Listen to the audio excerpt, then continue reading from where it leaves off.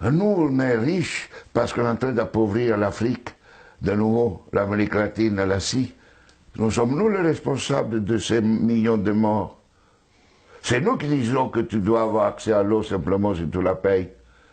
Que je t'amènerai l'eau si je suis rentable. En Afrique, c'est nous, c'est pas eux. Eux, ils étaient capables de le faire en communauté. Et donc, à l'heure actuelle, il faut se dire que les guerres qu'on est en train de faire, c'est quoi? C'est parce qu'ils nous ont attaqués. Qui? Quand Sarkozy a bombardé la Libye, aucun Libyen n'avait attaqué la France. La France n'avait pas été bombardée par personne. Et nous, quand les Américains ont bombardé Bagdad ou l'Irak, parce que c'était l'ennemi du mal,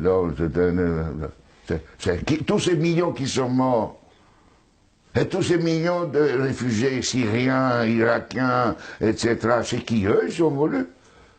Et nous, on a le courage après de dire, je vais t'aider pour rester chez toi. Hein?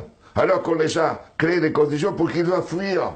Et nous, on va dire hypocritement à cette Europe qui hypocritement donne 6 milliards à la Turquie, 2 milliards aux Libyens pour pouvoir tenir les gens qui viennent d'Afrique, où on est en train d'alimenter, nous, les guerres. Mais il faut s'arrêter de se raconter des balivernes ici. Hein? Il faut arrêter. La guerre ne se fait plus parce qu'on tue l'ennemi. La guerre est devenue, grâce à la technologisation, elle était aussi d'avant, mais elle est devenue une activité économique la plus rentable après l'industrie pharmaceutique et l'industrie informatique. On fait la guerre parce que c'est rentable. Et malheureusement, si nous ne changeons pas nos dirigeants, et nous-mêmes, hein, dans le sens, pas individuellement, mais les systèmes de valeurs fondamentaux, la sécurité nationale qui explique la guerre, la souveraineté nationale, l'appropriation privée du vivant, etc. Tout ça, on fera la guerre.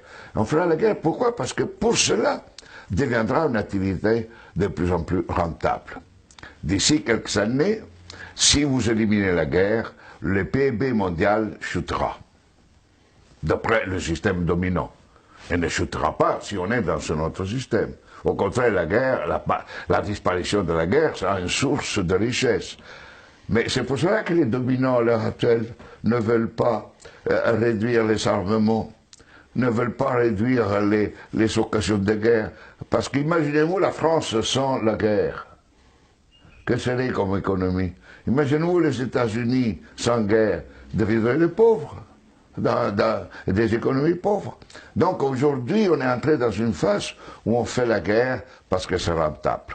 Et vous n'aurez aucun dirigeant actuel du monde qui arrêtera la guerre, parce qu'il sera crucifié, parce qu'il sera lapidé, parce qu'il va contre la logique. La guerre fait augmenter le PIB mondial. La guerre permet la croissance économique. Et on suppose que si on fait la guerre, on augmente la création d'emplois chez nous, non?